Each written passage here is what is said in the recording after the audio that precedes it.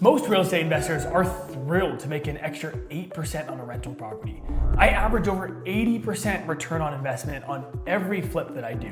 And I've never fixed a toilet, I've never dealt with a tenant, and I've never swung a hammer in my life. In this video, I'm gonna show you exactly how that's possible, why land flipping produces a higher return on investment than rental properties, wholesaling houses, and at the end, I'm gonna show you a real deal. The actual numbers, the actual purchase price, the actual sales price, so you can see it for yourself. Now, stay with me because the math I'm gonna show you is gonna change the way you think about real estate forever. Now, before we get into the comparison, I wanna share something with you that took me a long time to figure out and wish somebody had told me when I first started. There's a reason most real estate gurus don't talk about land flipping, and it's not because it doesn't work. It's actually the exact opposite. I'll come back to that in a few minutes, but first, let's talk about what ROI actually means. Because most people are calculating it wrong, and that simple mistake is costing them thousands. ROI stands for return on investment. It's a simple formula. It's your net profit divided by the investment that you put in. So if you invest $50,000 and you make $10,000, it's a 20% ROI. Sounds fine, right? And that's actually a solid return on investment in most real estate circles. But here's where people forget to factor in and where most investors are actually lying to themselves about the real numbers. ROI isn't just about profit.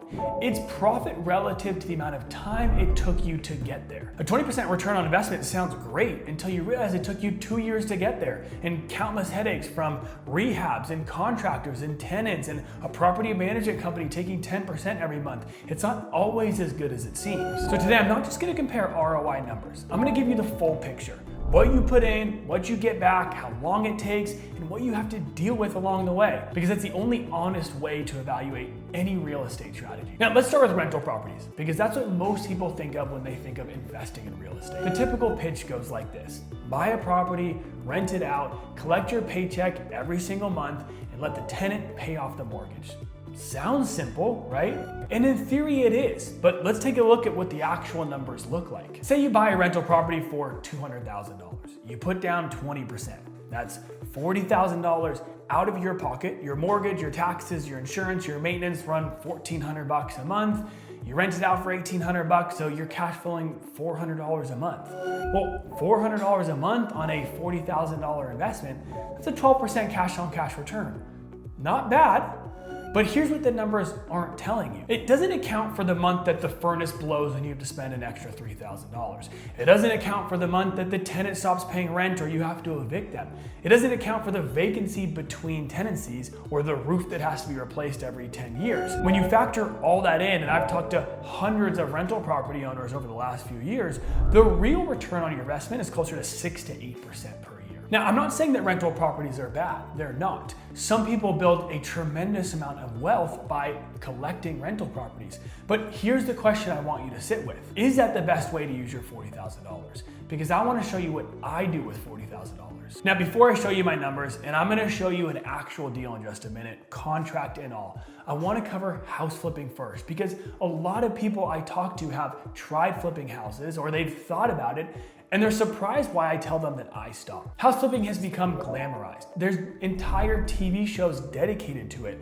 And I get it, because there is something satisfying about it, taking a property that's completely run down and turning it into something beautiful. But let's talk about what the return on investment actually looks like for most people who flip houses. Their average house flip takes 6 to 9 months from purchase to sale. During that time, you're paying carrying costs, mortgage, insurance, utilities, property taxes. You're managing contractors, you're dealing with permits, handling building inspections, and then you're paying 5 to 6% in agent commissions once you sell. The average profit on a house flip in the US is $66,000. Sounds good, but the average purchase price of a house flip is $300,000. So you're putting $300,000 at risk, plus $50,000 to $100,000 in renovation costs for 6 to 9 months to make $66,000? That's roughly a 17 to 20% return on investment, if everything goes to plan, which it rarely does. Contractors go over budget, permits get delayed, your holding costs are extended, the market shifts. Every experienced house flipper has some horror story that they can tell you that completely wiped away all their profits on the deal. The risk-adjusted return on house flipping, when you factor in everything that goes into it, is actually much lower than you'd expect. When I buy a piece of land, here's what I don't have to deal with. No tenants, no toilets, no contractors, no mold issues, no property management company taking 10% every month. We find a motivated seller through direct mail or cold outreach, we negotiate a price, and we close on it. All of our closings are done remotely. I've never seen a property in my entire life, and I work wherever I want. That's the business. Now, let me show you what the numbers look like. Our average return on income for a deal is around 80%. So the numbers are broken down like this. If I buy a property for $50,000, I'm gonna be all in after closing costs and fees about $52,000. If I sell it for what it's worth, about $100,000, after the fees on the sell side, I'm gonna make about $40,000 in profit. On a $50,000 investment, that's an 80% return on investment. And here's the part that matters. From the time I get the property under contract and close on the property to turn around, sell it, and get my money back, we're talking 60 to 90 days, not 6 to 9 months. Now, compare that to rental properties at a 6 to 8% annually, or house flipping at 17 to 20% over a 6 to 9 month span.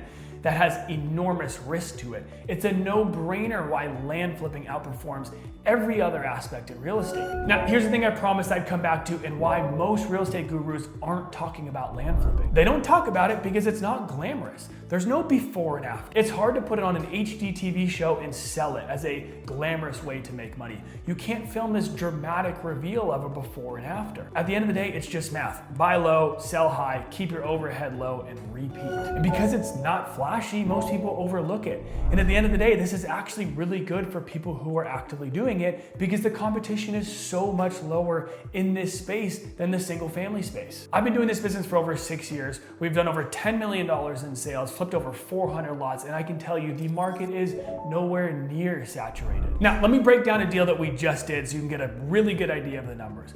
We just bought this property for $65,000. We sent them a letter, actually slightly higher at $72,000. We renegotiated the price down to $65,000. We listed it on the market, and after 40 days, we accepted an offer at $125,000. So after everything combined, we're gonna be all in about $67,000. After all fees and closing costs on the sell side, we're gonna walk away with about $118,000. So our profit on the deal after everything is gonna be about $51,000, $52,000 on a $67,000 purchase price. That's a 79% return on investment. No tenants, no renovation, no construction, no drama. This is what the business looks like. If you've been looking at getting into real estate and you feel like the barrier to entry is too high or the risk is too great, I want you to seriously consider land flipping. It's not complicated, it's not glamorous, and it doesn't require a ton of capital to get started. And I'll cover that in a completely separate video. What it does require though is the right system, the right markets, and executing consistently. If you want to learn exactly how I do this, negotiate deals, talk to sellers, put properties under contract, find our markets, price them, there's a link in the description where you can hop on a call with either myself or somebody from my team. We're happy to get on a call and see how we can help. And if this video helped you out in any way, make sure you hit that subscribe button, leave a comment, tell me what you're doing. Are you house flipping? Are you in the rental market? Are you in land flipping? It can help somebody else who's watching this video get a better idea of where people are at. Until then, I'll see you on the next video.